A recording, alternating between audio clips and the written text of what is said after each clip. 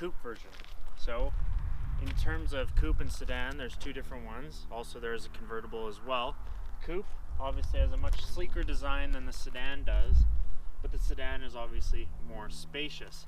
Now in the 2010 year, they updated the front fascia of the car, including adding this nice front bumper here. If you come around to the side, this car is on 20-inch Vossen wheels, which I think look absolutely amazing. Black tint windows. The overall design of the entire car is actually, it's really nice. It's very sleek and it's very sporty looking. Now if you follow me to the back, this is the XS model. So the X stands for all-wheel drive and the S stands for sport. Now with the S package, you get this nice deck lid spoiler. This car has also been tastefully modded with Meisterschaft Axleback exhaust, which makes it sound absolutely awesome. Now I'm not even going to try and get in the trunk because the trunk isn't that big.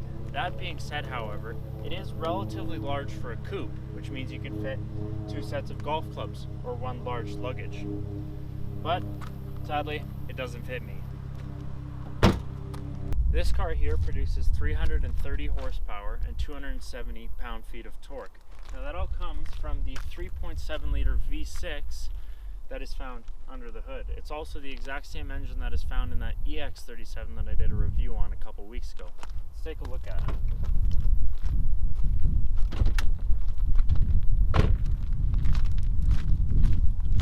Now, under the hood, here's the V6 that you will kind of recognize from the EX37 video. But this car also has the still-in long tube Gen 3 intakes, which add a bit more airflow to the car. I think we should hear how it sounds, hey?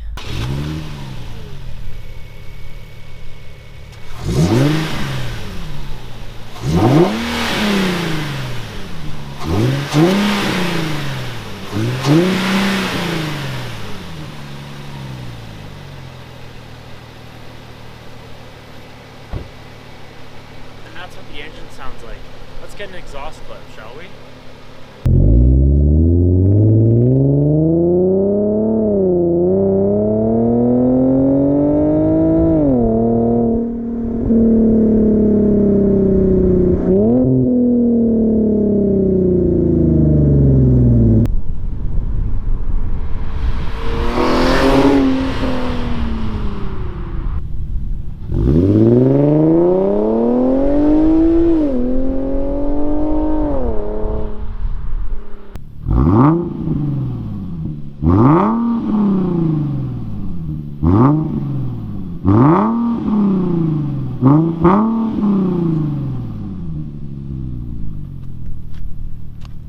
Sounds pretty good, doesn't it? Let's go for a drive. So, the Infiniti G37, what is it? Well, it's Infiniti's smaller size, mid-size sedan and coupe. In the 2012 model year, they had the MX, now called the Q70, as well as the G37 sedan, which is now called the Q50, and this car, which is now called the Q60. This car has a naturally aspirated 3.7 liter V6 that makes 330 horsepower, like I said earlier. And that engine that is being used is a Nissan powered engine. It's from the Nissan 370Z, and previously, the previous gen was the 3.5 liter, which you found in the G35 coupe and sedan, and in the Nissan 350Z. Now, this engine that we have here is very potent, and because of that potency, it moves. So if I slide it into sport, downshift 1, and then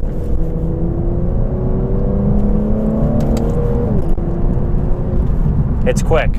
Quoted 0 to 60 time in this car is 5.1 seconds, and I believe it.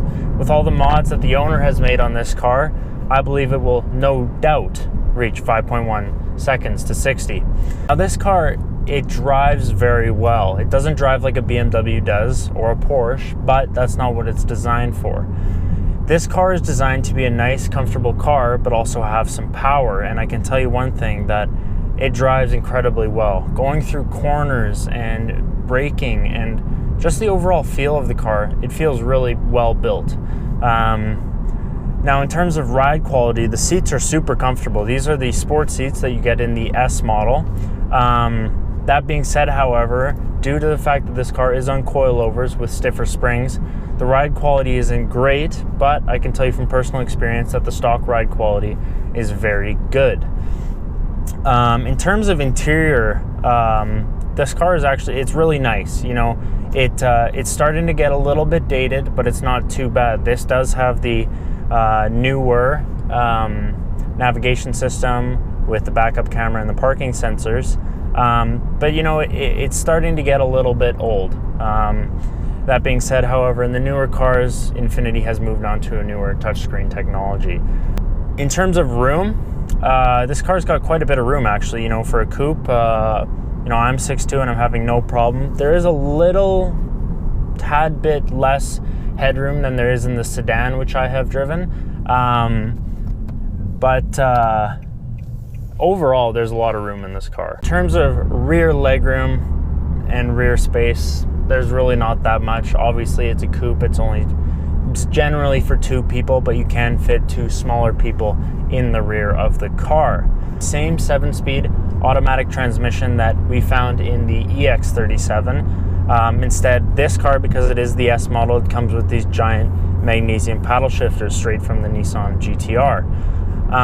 In terms of responsiveness, it's pretty good, but it's not great. It takes a second after you hit the paddle before it actually, you know, kicks in and you're into the next gear.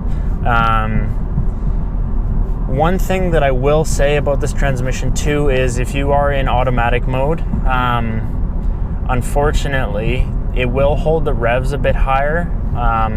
You know, you just want to drive nicely or whatever, and it kind of holds the revs a little bit higher than it should. You're kind of saying shift, shift, shift. But that's a small detail in what's otherwise a very good car. In terms of daily drivability, this car is, in my opinion, one of the best on the road. I personally have a G37 sedan, and I can tell you that, you know, this being a bit smaller, it's very easy to fit everywhere. You have no problems finding parking. It's very easy to maneuver through traffic too.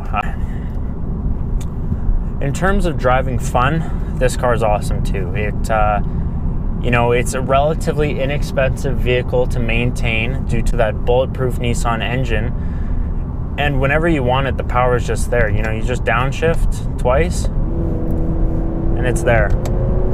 And it sounds awesome. The natural, you know, V6 sound that comes from this VQ engine, it's breathtaking. It's awesome. And I love it. In terms of technology in this car, it's pretty well equipped. You know, it's got the premium package, so it does have the backup camera and the rear parking sensors. It also has the adaptive cruise control. But in terms of, you know, how everything is laid out, I like it a lot. You know, the buttons are all within reach. The speedo is easy to read. It's got the little digital centerpiece there, and the clock as well. The analog clock here is kind of cool. It's a nice kind of throwback touch to what is, you know, a relatively newer car. You know, if you're watching this video, you're obviously either interested in buying one or you're just interested in the car itself. Now, in my opinion, I think this car, it suits a wide variety of people. You know, people that want, you know, a fun sports car but don't want to spend a whole bunch of money and worry about reliability issues. It's also great for just cruising. You know, it's very comfortable. I think many people would enjoy the overall aspects of it. You know, someone who doesn't necessarily care about power, just wants a nice, easy car to get around in, but does have that power when it is needed.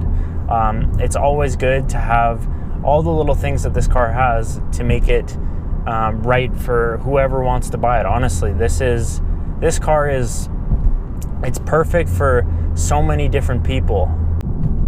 Now let's talk about handling.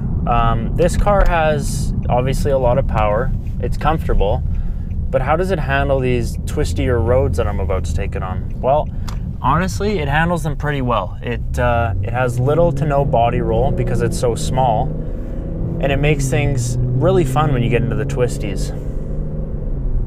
Coming around these corners, it really, you know, it's fun because, you know, you got the paddles, so you can kind of control everything.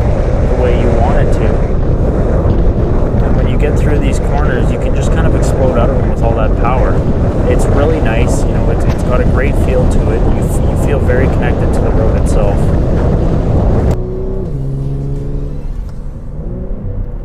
And just listen to that sound. So this car, because it is the S model, it has the upgraded larger Igbono brakes, which means it stops very quickly. Yeah, it stops good. Now, let's talk about the 3 things that I dislike about this car the most, but most importantly, also the 3 things that I love about this car. Let's talk about the things I don't like first. So for the things I don't like, number 1, it has to be the transmission. The transmission it's slow. There's no other way to put that. You put it in a manual mode, you want to take control, but it feels like it takes a second before it actually kicks in, which can be a little bit annoying sometimes when you're trying to drive sporty. But you have to shift 500 RPM before you really want to shift. It makes things a little bit interesting. You kind of have to learn. It makes things especially interesting when you're driving the car hard. If you're bringing the car right up to the red line, you got to shift, 6,500 RPM. Otherwise, you're just going to hit the red line and it's going to slow you down. Now, the second thing that I don't like about this car is the fact that in other Infinitis, you can get the upgraded packages, like the driver's assistant package, which includes the DCA, which is basically what I talked about in the EX37. It's kind of like an autonomous braking thing. Also, this car in this year, you couldn't get blind spot monitors, which is kind of unfortunate because it was offered in other Infiniti models at the time, but unfortunately not in the G37. Now let's talk about the third thing that I don't like. And the third thing has to be the fuel economy. Now, I know this is a relatively large engine, 3.7 liters. That being said, however, this isn't, it's not a supercar. It's not designed to guzzle gas. But the problem is with this car is that because it holds that revs right up until the 3,000 RPM when you shift, even if you're driving lightly, it just burns so much gas, right? So, generally speaking, you're going to average about 13.5 liters per 100 kilometer in this car if you drive it occasionally hard, which really isn't that good. Let's talk about the things I like about this car. Number 1, honestly, it has to be the power. The power is always there. This is a very potent engine that kind of makes, some of its competition, BMW 3 Series or the Lexus IS, it kind of makes them feel a little bit dim and slow, unless obviously you get the high power models. But honestly, this car, it has a lot of power all the time, It just goes, and I love that. I love how you have that instant power all the time. Number 2, this isn't a supercar. Everybody knows that. But that being said, Infiniti has thrown in some things that really make you feel like you're in something really special, especially these giant magnesium paddle shifters that came straight out of the Nissan GTR, and that is a serious car. The overall design of the car, it looks sporty, the dual exhausts on the back. It adds to that, essence of the car. It makes it seem way more interesting. Number 3, let's talk about the overall interior of the car. I love these sport seats here, which are obviously only available in the sport model. It has nice adjustable side bolstering as well as nice thigh rests as well. Very comfortable. The overall interior, it makes you feel like you're in a much more expensive car than you actually are. Now let's talk about the competition. Obviously, you've got the Audi A4, which really doesn't really compete with this because of the lack of power. You'd have to go with the Audi S4. Also the BMW 335i, and as well the Lexus IS 350. Now of all of those cars, the S4 is going to be the fastest along with the 335, but this is not far behind. This car is just as quick as those cars around corners, and honestly the sound of it and the overall driving experience of this car, I think, is far better than any of the other 3. thanks for watching J&S Daily Drives. If you liked the video, make sure to leave a like. If you have any questions, leave a comment. Make sure to subscribe so you can see our next video, and turn that notification bell on to keep up to date to our videos.